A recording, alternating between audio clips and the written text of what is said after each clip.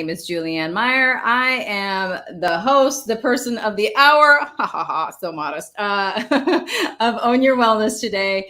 And I'm a little bummed because Facebook is not cooperating, so I guess we are not on Facebook today. But you know what? The show will go on. There is plenty of other people who need to learn what we have to teach today, as well as just have some fun.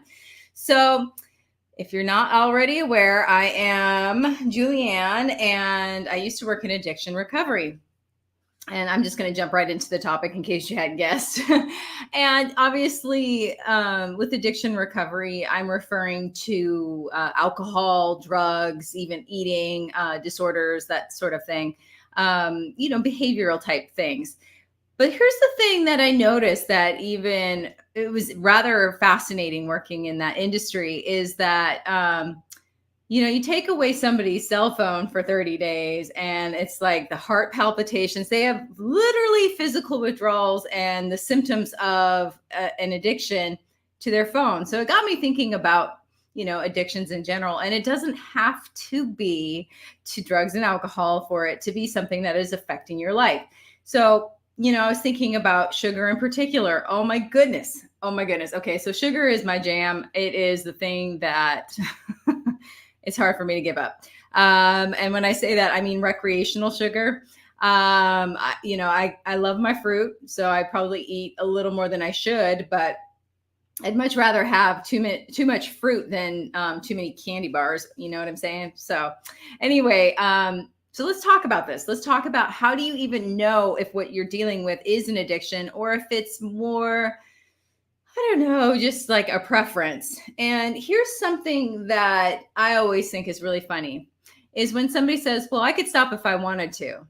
Well, if you were at the point where you could stop if you wanted to, then you have an issue that you need to take a look at. And I'm not saying you're addicted. I am saying it's something that you need to take a look at because I don't know about you, but I don't remember the last time I thought to myself, I could stop eating strawberries if I wanted to. It's never even crossed my mind. It's not something I need to control. It's not something I do too much of. So your addiction can be as simple, as crazy difficult as sugar. It could be to your phone. It could be to the internet. It could be to watching TV. That's another one I love. So it could be just about anything. So that's what we want to touch on today is what do you do when you find yourself possibly in addiction or on your way there? What can you do, especially when it's something that you can't necessarily get away from? So if you happen to be addicted to heroin, you can put yourself in positions and places that you're more than likely not going to be put in front of heroin. So it's a lot, I don't want to say easier, it's a lot easier to get away from physically because you can walk away from it. But if it's something like food, you need food to survive. So it's not like you can just walk away from food and quit cold turkey. It's going to be a part of your life forever, whether you like it or not. So what do you do? How do you even know that this is an issue for you? Well, here's the thing. I had a guest on the show not that long ago, and she was talking about how diets lead to eating disorders. And I thought that was fascinating. And it's something that I've been thinking about for a couple of months. And she really had a very valid point. And it was just that it's such a slippery slope that it's really easy to go from, something that you use and it's not using you to you need it. It is something that you're mentally obsessing over. That's a good way to think about whether or not you might be developing a problem. Are you mentally obsessing over something? Now, let's take food because that's what we're talking about in this particular moment. Are you planning all your meals? Are you constantly thinking about how many calories you're ingesting? Are you worried about having a little baby Snickers? It's almost Halloween, one of those little tiny square Snickers that come in, that you can give out to trick-or-treaters. Are you constantly obsessing over what's going in your mouth? How many calories, of what kind, macros, micros, protein, carbs, all of these things? Is that what is taking up most of your brain space? If it is, then it's got a hold on you. You don't have a hold on it. There's a huge difference. Your food it should be something that fuels your life, not be your life. And this is true for anything. So what do you do? How can you even handle this?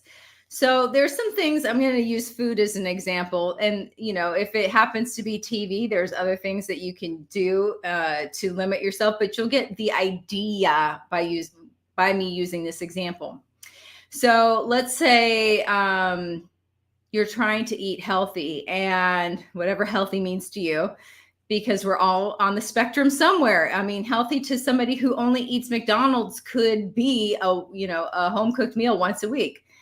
And that's a beautiful thing. I am not going to put down anybody for making better choices for themselves, no matter how small they think that they are. It's not small when you're making a choice that's even better for you. So let's celebrate that. First of all, let's celebrate every win. Okay. So anyway, back to the food. What do? You still need it to live. Oh my goodness. So what are you going to do? Well, first of all, there are some ways that you can be in charge of it without it taking over your life. So one of the things that I highly suggest, and these are a few of these you guys already know, but sometimes it's nice to reiterate them, is when you go grocery shopping, don't go hungry because you will impulse buy things. And even if they're healthy things, they might not be things that you're going to end up eating, and you're wasting the food anyway. So always go when you're full. Write out a list of what you're going to get pre-planned, because once you have it planned out, then you don't have to think about it again. You do need to plan, but you don't have to be constantly obsessing over it. So what do you do when you get to the grocery store? First of all, there are two sides to the grocery store. One opens up into the produce section. Always try and walk into that side of the store first. And that way you can be around healthier choices instead of like the bakery section, for example. Now, I don't know if you know this, but usually if you go around the outside of the grocery store, it's going to be healthier options for you are around the outside. So think about that. So those are things that you want to do, is try and stay out of the middle as much as possible, because that's where the chips and the wine are. So stay around the edges. But if and then here's the thing too, if it's a shortcut through the chip aisle and Doritos are your jam, do not go that way. Take the long cut. Take it no matter what, because you do not want to put that temptation in front of you. Now, you can't avoid food, but you don't have to, slap it in front of your face. It's like, why would you go to In-N-Out if you're not going to have a burger? Why would you go to a bar if you're not going to drink? Don't do it. Just don't go to those places. So that makes it a little bit easier. Now, what are you going to do when, I have a client that is going away for this next week. And so she's going to be eating out a lot. And she's been keeping a food journal, which works for some people. And she's found out some interesting things about her eating habits. Now she's scared because she's going to be eating out for an entire week, basically. So she was asking me, what can I do? What can I do? I don't want to lose momentum. And so I suggested that she call the restaurants beforehand and see what they can do to accommodate her with her needs. Now, she does have some special doctor's orders, so she's not lying when she says, I'm out of town and I have these restrictions that my doctor has given me. So what can you do? Now, you can always say no butter, no salt. It's not really that much fun, but at least you get to go out and eat, right? So there's always ways to do that. I always plan before I go out for dinner, a look at the menu, because once I get there, if because I'm going to be hungry, I'll start looking at the menu, and all of a sudden this willpower thing that I don't have a ton of, it doesn't seem to crop up. It doesn't seem to help me. So I'll end up picking, I don't know, like tomato soup and grilled cheese sandwich, for example, which is not exactly the salad that I had intended to get in the first place. But if you plan beforehand and you don't even look at the menu, then you don't have that temptation. So my point is to eliminate as much as you can of these things that put you into that trigger mode. What triggers you? So for me, like if, an example for TV, I think I mentioned this one before, is to maybe put your remote control up really high so you can't get to it. You could unplug the whole system, so you have to reboot it and start it. every time you try and watch TV. It slows you down enough to keep you, from doing it sometimes instead of it just being right there. The harder you make it for yourself to do the things that you automatically want to do, the easier it is to start changing your habits. So those are ways that you can help with the addiction aspect of things. Now, something else I want to really point out too is you've really got to pick who you're going to talk to about this, because there's support for anything. But for example, if I'm trying to give up TV, I'm probably not going to go to my friends who I watch sports with and ask them for help. You know what I'm saying? That wouldn't be a good source for help. They're going to co-sign my crap every time I want to watch a game. They're going to say, oh yeah, it's not that bad, go for it. No.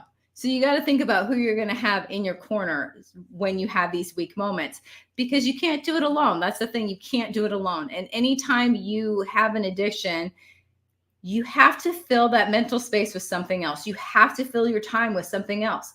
So if you're constantly cooking and baking and going to the gym or etc., you need to do something else with that time. If you have more of it, because you're not doing that all the time, you have to pick something else constructive to fill that time space.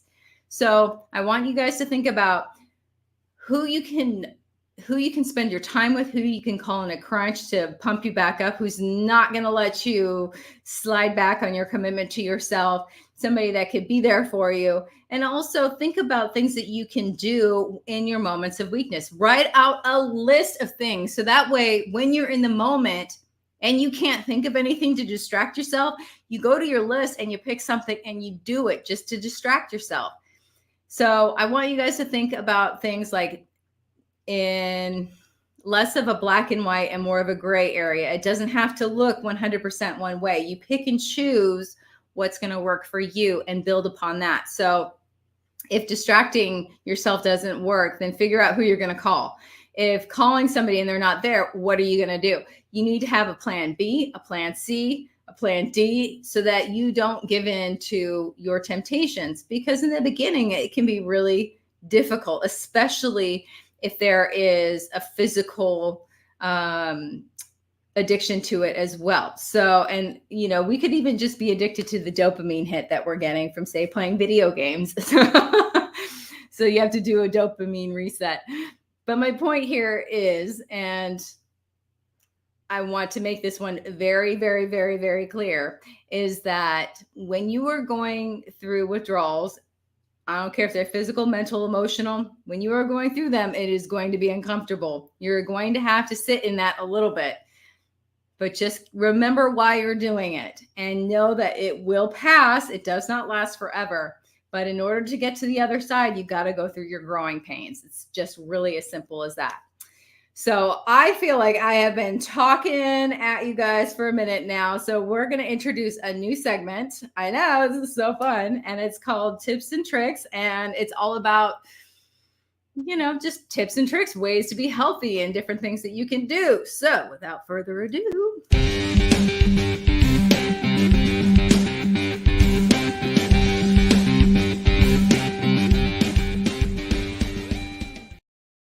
Okay, I'm loving the music.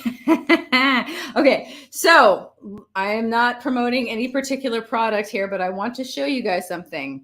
All right, there we go. There we go. What is this? How is this going to make your life easier? Well, here's the deal. I love my vegetables and I like steamed vegetables because I find them healthy.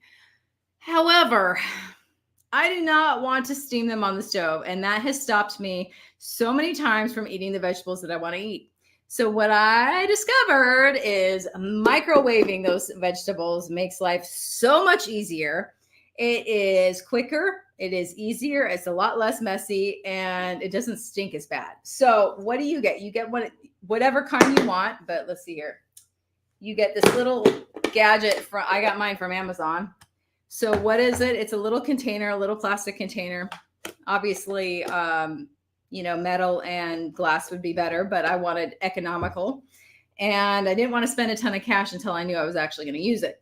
So I think this thing cost me less than $20. So it comes with a little basket, and you put a little bit of water in the bottom of there, put your basket back in, throw your veggies in here. Then you pop on the lid like this. maybe. It kind of helps to try and do this beforehand so you get everything planned. All right. So then you can see at the top, there's like a little steam thing.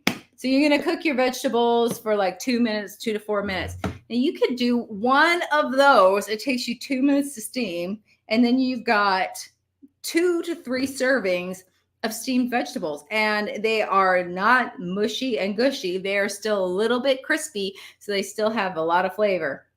And you can do something else with these too that's really amazing. You can pop some soy sauce or some amino acids or, anything in the bottom to give it some extra flavor while it's cooking. Da, da, da. So that makes life a little bit easier. It's a little bit cleaner, folks. So I do recommend trying something like this if you want to do vegetables, but you don't want to pull out that big old pot and, like the double boiler pot thing and then have to deal with the stinky water and that boiling and blah, blah, blah. All you have to do is cut your vegetables up or get them pre-cut and pop them in there. And then you're good to go. And you got food in just a couple minutes. I am all about eating things that are healthy and as quickly and as easily as possible. And like I said, you can add flavors to it. So it's pretty awesome. So that is my suggestion to everyone as far as a tip, a trick, and a gadget all in one. All right. So let's get back to the addiction question.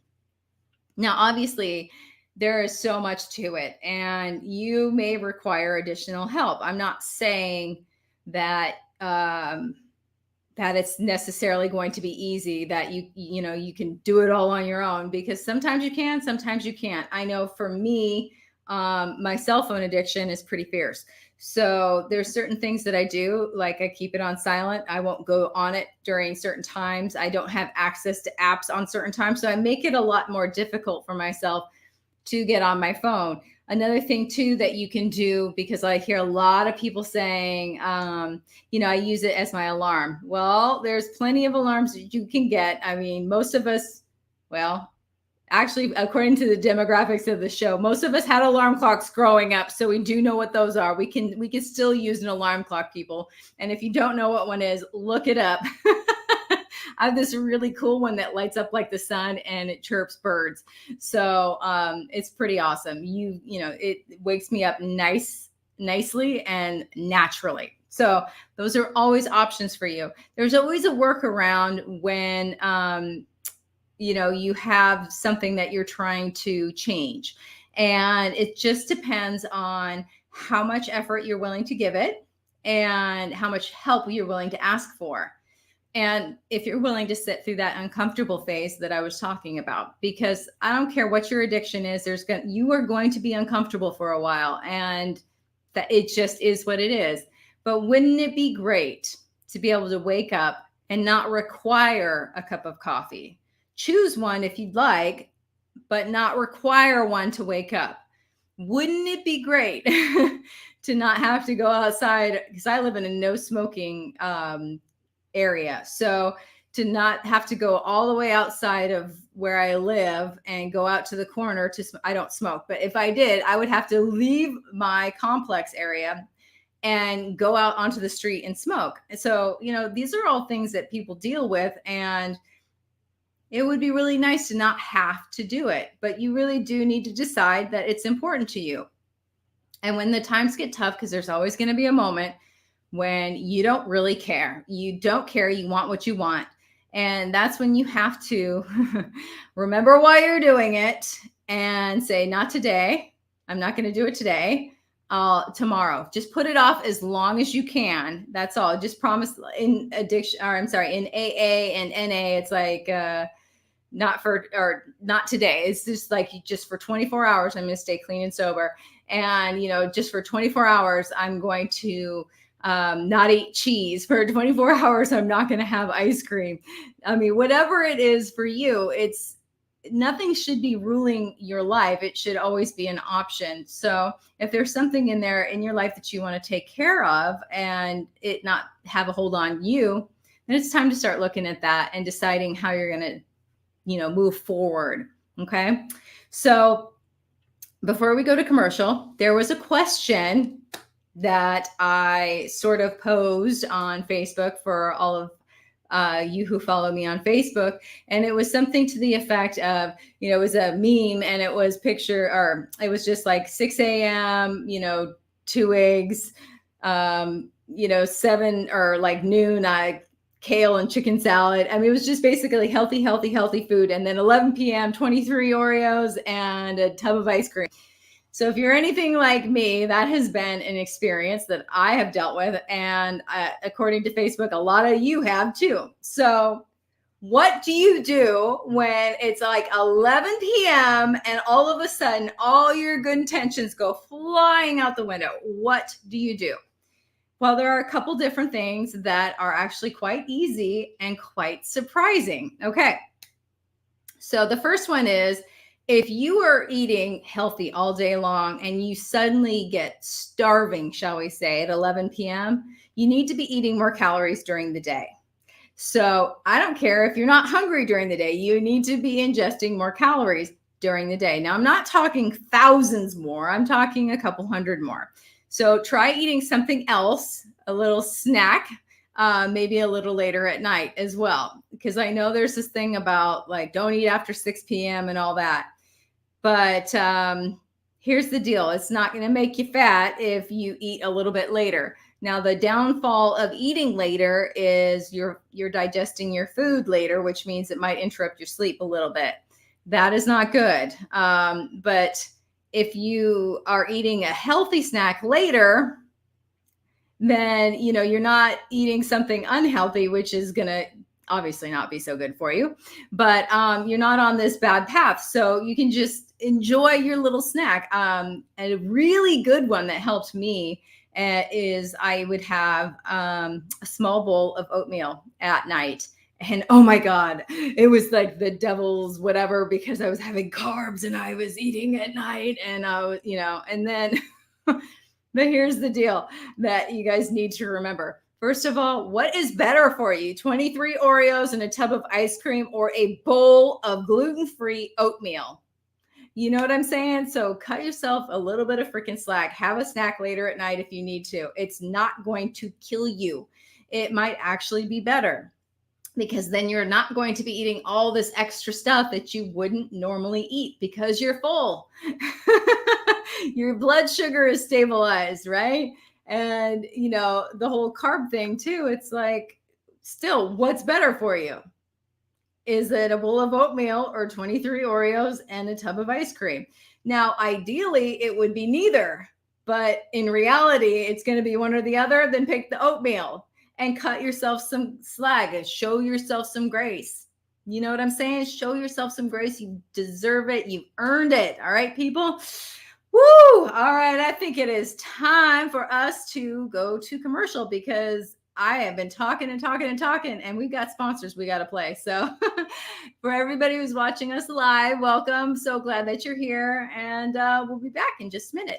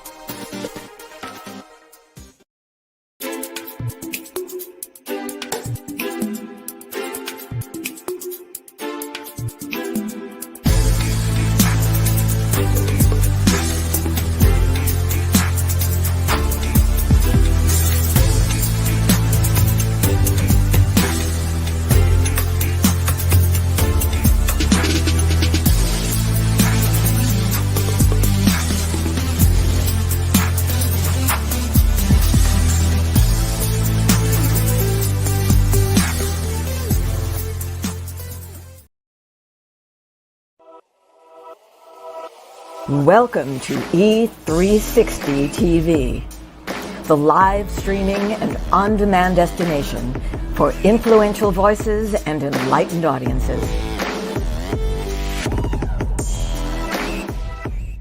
We offer trending, grassroots, and purpose-driven content across a diverse range of interests. E360 TV is more than just watching programs. We offer the ability to interact with live shows connecting audiences to real, authentic influencers and storytellers while streaming to millions of devices.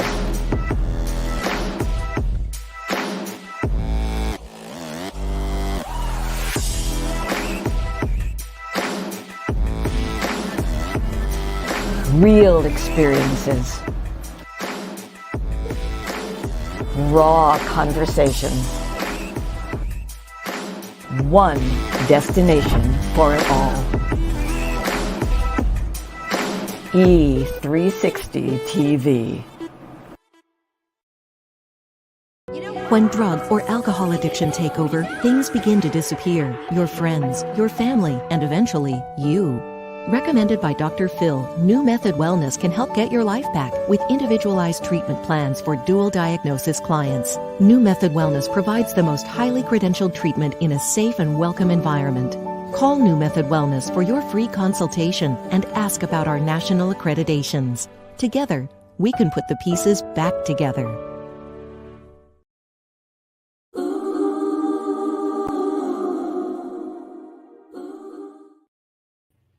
Welcome back. I'm Julianne, and you are watching Own Your Wellness. And we were talking about addiction and how to overcome it. And, there's no easy answer. There really isn't. If it was easy, then nobody would be addicted. But there are things that you can do to help yourself. And so, like I said, just decide your why. And that is going to be one of the biggest reasons why that, you are able to be successful is you have to remember your goal, the reason why you're doing it. And sometimes, it would be, here's where I think people make a mistake too, is sometimes I think that we hold on to what we think people want to hear, or something that's altruistic or whatever the case may be. But here's the deal: if you can, whatever gets you through that hard moment is your reason, hang on to that. So I'm going to use sugar as the example, because that is a fierce addiction and it is in absolutely everything. And when you fall off that sugar wagon, my God, it's like you can never get back on. It's really hard is what I'm saying for most people to deal with. So, here's the thing that I always think about is, it would be great because, you want to lower your blood pressure and live long and all that. But maybe what you really want is to look really great on the beach, in your bikini or your board shorts or whatever the case may be. And that's what you need to remember in those moments of weakness. Like, I do not want to go out there and feel uncomfortable when I'm half naked. I want to feel good in my own skin. And if that's what it takes for you to put down the candy bar, then that's what you use. You don't pretend that it's because, I want to be healthier. I mean, yeah, you do, but that's not going to get you through that moment of weakness. So use whatever it is that is going to help you move through that particular moment. And sometimes it is moment by moment. Sometimes 24 hours is way too long. Sometimes working through 5 minutes, putting it off for 5 minutes would be, a feat in it of itself. So just remember that, show yourself a little slack when it comes to what you're using as your reasoning behind why you're doing what you're doing. Because if it gets you to not do what you say you don't want to do, then by all means, empower yourself with it. So amen to that. Now, as I was talking, I was also thinking about sugar addiction. There are a couple things that you can do. One is once your microbiome, your gut health is back to normal, then it won't be so hard. Those cravings will start to subside. So, or at least as soon as, all the bacteria and stuff start to die out. So just remember, it's not going to last forever. But in the meantime, there are some tips and tricks that you can do. One is take liquid stevia or something along those lines and do a few drops on your tongue. It works. At least it does most of the time, and is absolutely disgusting. But that sugar craving goes away because you just, put sweetness on your tongue. Something else you can do. Let's say you do end up breaking down and eating that thing that you say that you're not going to. It was like a bag of chips, for example.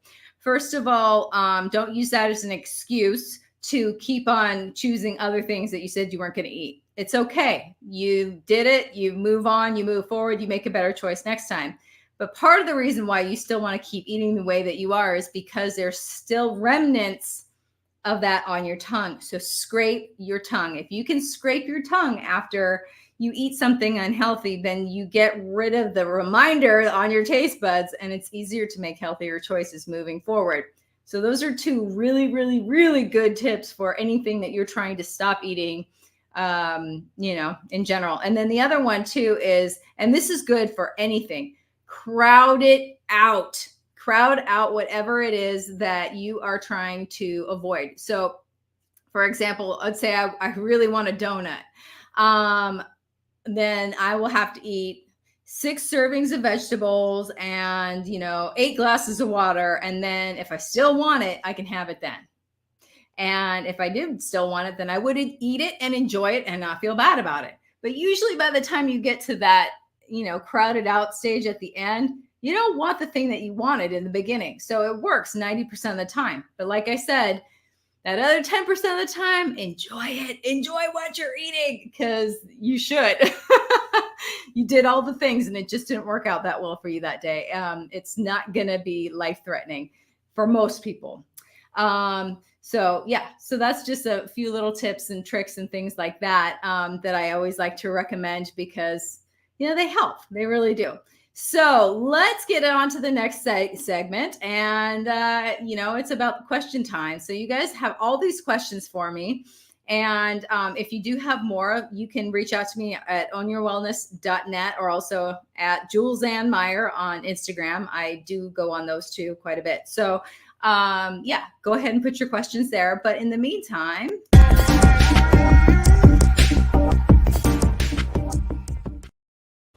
I love that little guy. All right. What is this? This is the bowl of questions. So as you can see, I've got them in there. I try not to cheat, but I do have favorites. So I had to write them down at some point, but I try and write them down and then, in advance so I can't remember what they are. All right. Just so you guys know a little bit of the process. Ooh, okay. What's the best type of exercise to lose weight? I actually get this question quite often.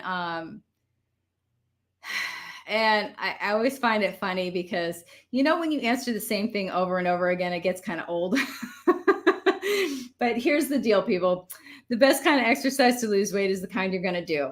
So if you love swimming, do swimming. If you love tennis, do tennis. If you love pickleball, play pickleball. If it's running, run, jogging, walking your dog, do it. Any sort of movement that you do is going to help you lose weight. Now, that being said, it's mostly diet, but it goes in conjunction with. So you do want movement. You do want exercise in there. Now, I obviously recommend weightlifting. And it doesn't have to, it could be body weights. It doesn't have to be, manly, drop it on the ground kind of weights when you're done with it. But anything that's going to, any sort of weightlifting, if you want to lose weight, the more muscle you have, the more, energy you burn. So you lose fat quicker. So it's actually really good for you. Plus, it also helps with bone strength and with the aging process. So make sure that you do add in some strength training 2 to 3 times a week. And it doesn't even have to be a lot. I typically, myself, I'll do 30 minutes 3 times a week, just as strength training. And that's because that's what I can fit into my schedule. And I will do that. I can commit to 30 minutes. Anything longer than that, sometimes I stay longer, but anything longer than that, and I'm like, oh my God, I can't. And I won't even go. So like I said, the exercise that you do is the best exercise to lose weight. All right. Okay, let's see. What else do we have here? All right, next question. All right, is there an easy way to understand food labels? Woo, that's a good question. Woo, all right, so food labels, they can be a little intimidating until you know what you're looking at. Once you understand what you're looking at, then It's so much easier. You'll feel confident. You'll be able to walk up to any item of food and look at the label and know, hey, this is something I'm going to eat, or this is not something I'm going to eat. So what's the deal? Here's the deal. There should really only be like, and this is ideally, this is not perfection here, but try and go for this. There shouldn't really be more than 5 ingredients in whatever it is that you are purchasing. So what I mean is, like, let's say if you are getting frozen vegetables and you've got carrots, peas, and all that, those are all real ingredients. So, definitely that's going to be okay. It's a little bit different, but sugar should not be in the top 5. And what do I mean by sugar? I mean any kind of sugar, as in extra sugar. So especially if you're trying to keep it low in the beginning, like your sugar consumption. So just keep in mind that actually the top 3 is when you don't want it for sure in the top 3. So anything that ends in "ose" should not be in there. The other thing too about labels that you want to keep in mind is if your child couldn't read it, then you probably shouldn't be eating it because it's a chemical, or it's some sort of preservative. So those are things to keep in mind. Now, like I said, these are all fine and dandy, but what happens when you need like some sort of yogurt or something and it's got all this stuff in there? So the easiest way to make sure that you're eating something a little bit healthier is organic. Obviously is going to be good, better than the alternative. And then something that most people don't realize is anything that says natural, like natural flavors, doesn't mean that it's healthy. That is a big red flag. Arsenic is natural, but that doesn't mean it's good for you. So remember that, that you can't, rely on something that is natural, because anything, like I said, arsenic, tobacco, those are natural. It doesn't mean they're good for you. So keep that in mind. And then something else you want to keep in mind too, when you are looking at labels is, one is always look at the back. So let's take tuna fish, for example. It might say, you might be surprised that you think you're just getting tuna, and then you flip it around because, on the front it says all natural and blah, blah, blah, in water, for example. And you flip it around and you find out there's these oils and these preservatives and all these other things in there. And you realize, oh my gosh, this is not as healthy as I thought it was. So you do want to keep that in mind when you're looking at labels, to always look at the whole thing. Anything with a health claim on it is something you should be leery of. So like no fat, or, good for your heart, things like that. Those are usually just words, and there's a trade-off if that's accurate. So keep that in mind when you are looking at food labels. Something else to keep in mind too when you're looking at them is package size versus serving size. Now, fortunately, and this is happening in the country, is that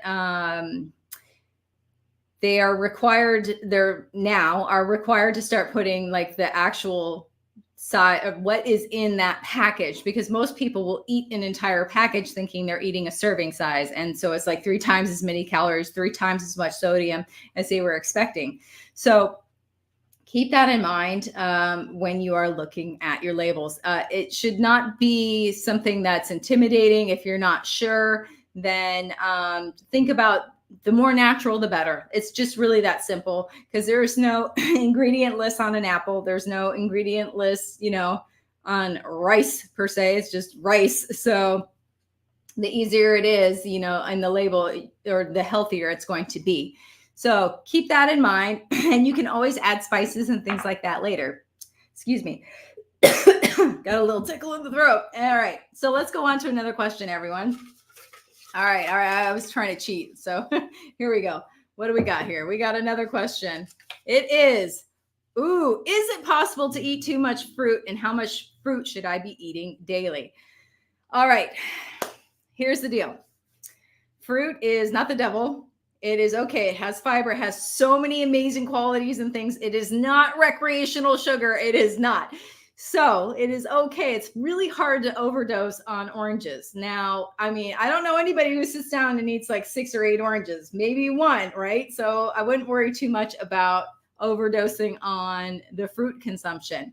Now, something to keep in mind with fruit consumption is that if you are trying to reset your gut so that doesn't have too much of the bad bacteria in it that is like craving sugar, you do need to limit your fruit intake for a while. Absolutely, to about 20 grams per day. And that's really hard to do. So keep that in mind. That it's not a forever thing, but it is something that you should, consider that it will be short term, or if you're trying to lose weight, things like that, anything that, will, what's it called? Spike your insulin levels isn't necessarily going to be the best fit for you. And it is inflammatory. So yes, you can overdose on fruit, but you can also overdose on vegetables. You can overdose on anything. Too much of anything is not a good thing. But in general, I wouldn't be too worried about your fruit. If you have 2 pieces of fruit a day, that's okay. Like I said, as long as you're average and you're not trying to, adjust your microbiome. All right. Let's see. What else do we have here? I'm pulling out the questions. Let's see. Here it is. Oh, this looks like a long one. Oh, I love this question. Okay. Are products like Impossible Meat or Beyond Burgers healthy alternatives to regular hamburgers? So, there's this whole thing about meat being bad and, these fake meats being good. But here's the deal. It is not healthy. The only redeeming quality to those types of items is it has a lot of protein. So, yeah, it's junk food for vegetarians is really what it is. Once again, it's a processed product. So how good is it going to be for you ultimately? Because your body has to try and figure out what these chemicals and these things are.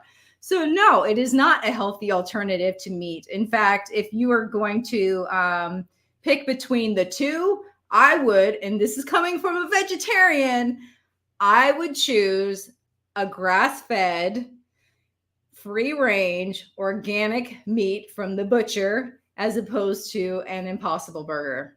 And my mouth is watering even saying Impossible Burger. So obviously I love them, but it's my McDonald's, right? So no, it is not a healthy alternative, but it is junk food for vegetarians and vegans. So there you go. All right. What's another question? Here we go. Ooh. How do I stay motivated to eat well and work out? Well, that's a tough one. It's different for everybody because what motivates me may not motivate you. So it's not really an answer you're probably going to like. But here's the deal with motivation is when it comes to eating well and it comes to exercising, we have this idea in our mind that because we want it, that's going to be enough to keep us going. It's not. It is not enough. Wanting to be healthy is not enough. It's not the same thing as staying motivated and actually doing it. I want a lot of things, but it doesn't mean that I follow through on that. So staying motivated to do them is you need to change your mindset about your goals. It has to be something you do and who you're being as opposed to an option. So for example, what do I mean by that? I mean, brushing your teeth. I don't debate on whether I'm going to brush my teeth. Let's say I go to bed and I forgot to. I get up, I go to the bathroom and I brush my teeth and then I go back to bed. It's not an option. I'm a toothbrusher. I like my teeth. It's not even a question. It's just something that I do. So when you are trying to stay motivated, you've really got to change your perception of who you are and how you're showing up. So like somebody who says, I'm trying to quit smoking is not the same as somebody who says, I'm not a smoker. So if you want to be someone who exercises, that's going to be who you are. It's not something, you're not trying to get healthy. You are healthy and you make healthy choices for yourself. Take out the question about whether or not you're going to be doing it. It just needs to be second nature to you. So that's the best way for most people to stay motivated, is to just let it become them instead of it being an option. It's not a choice. It's just who you're going to be. So that's my number one suggestion for when it comes to eating healthy and exercising, because there's going to be days you don't feel like it. I don't always feel like getting up and getting out of bed to brush my teeth when I forget, but I do it because it's just what I do. It's not even a question. So if you can change your thinking about it and make it more like that, you're going to be golden. All right. And then there's also little things too, like you can set goals too for yourself, little goals. And depends on whether or not you're motivated by fear or by pleasure. So if you're motivated by fear, it could be something like, I'm going to be posting a picture of myself on the internet in, a tight dress. And that might motivate you because you don't want to look bad in that picture. Or another one might be, I'm going to take myself on a trip if I reach this goal. Something like that. I know I've mentioned this before, but never use food as a reward. It should never, ever be treated that way. That's a slippery slope, people. All right. Same thing with that glass of wine. I earned it. Anyway. Here's a good one. Is eating nuts healthy? And are they a good snack? Okay. So eating nuts, raw nuts, where it is not healthy is, when they're salted and they're roasted and all the fun things that make them taste extra, addictive. But if you want to have raw, unsalted nuts in a small amount, like a quarter of a cup, then by all means, go for it. Now, is it a healthy snack? Yeah, it is for most people. Unless you have kidney stones, then it's really not a good snack for you. So once again, it's not a one size fits all. It's something that, it can be a healthy alternative. But if it gets like the phenomenon of craving going, or it's like a Pringle and one pop, you can't stop, then don't touch them. Just know that you can't go near them. So that would not be a good alternative if you're eating, a bag of nuts. No, but for me, like I count out 15 almonds. I know it's neurotic, but I do it. I eat my 15 almonds and that's it. And I'm good. And I have it preset, so I'm good to go. It's not like I go in there when I'm starving and I have to limit myself. I just grab the bag and I'm good to go. So that is my thought on that.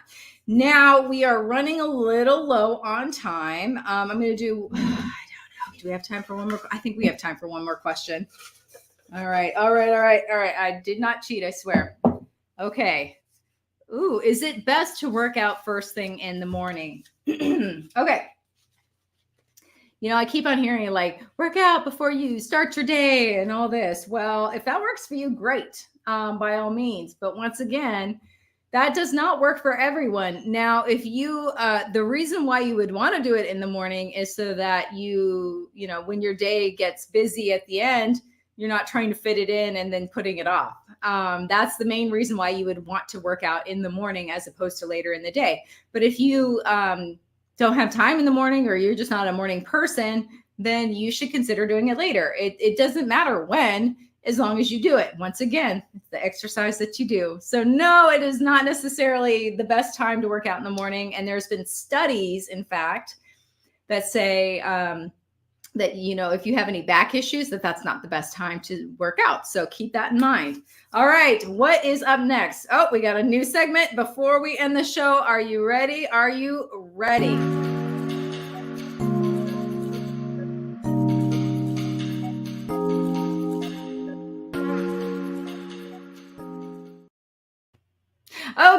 Okay. So I know I said it was a book pick, but not everybody is a book reader. So I was thinking about, for those of you who like to listen to podcasts or you're into YouTube, things like that. One of the best pieces of advice that I've ever received was from one of my coaches, one of my very first coaches.